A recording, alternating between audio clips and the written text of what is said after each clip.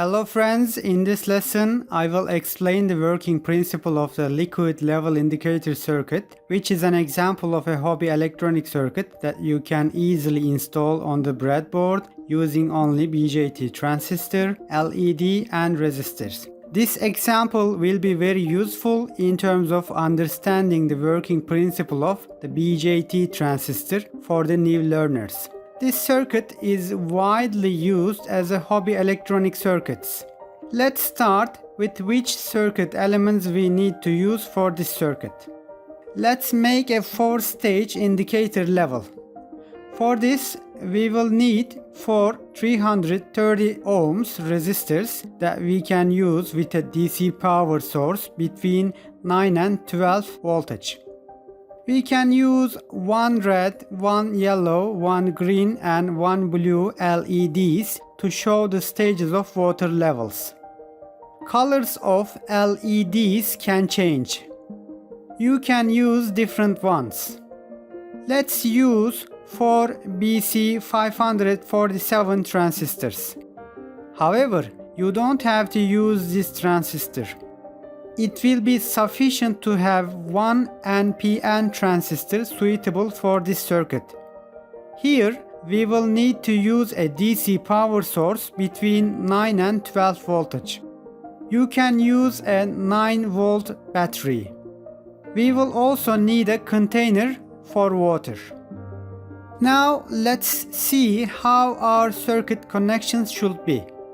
According to the water ratio in this container, the LEDs will light up in turn and we will see the level. Since water shows conductivity feature with a certain resistance effect, this circuit works by making use of this feature. We can place the LEDs in this way, as we will do it according to 4 levels. Then we can make the connections to the power source so that each LED can light up. And let's connect the resistors to prevent the LEDs from being damaged. Here you can replace LEDs with resistors because they are connected in series. Why do I say that you can replace them? Because some people think that the resistors should always be connected before the LED. There is no such requirement in serial connection, as the same current will flow through LED and resistors. We need to connect the collector pins of the BJT transistors, which will later do the switching task, to the resistors. Emitter pins of the transistors should also be connected to the pole of the power source. Well, if we leave it in this way, do the LEDs light up? The answer is of course no, because transistors are not triggered in this way. At this point, the base pin of each transistor must be connected to the water container with a cable to trigger and show the level. If we want the red LED to show the lowest level, we can place the base pin of the transistor connected to the LED to the lowest level of the water container. Here, after the red one, yellow LED can indicate the upper water level.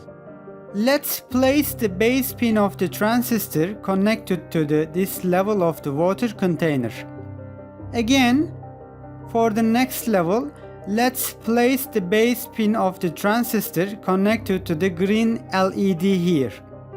Also, place the base connection of the transistor connected to it so that the blue LED can show the maximum water level.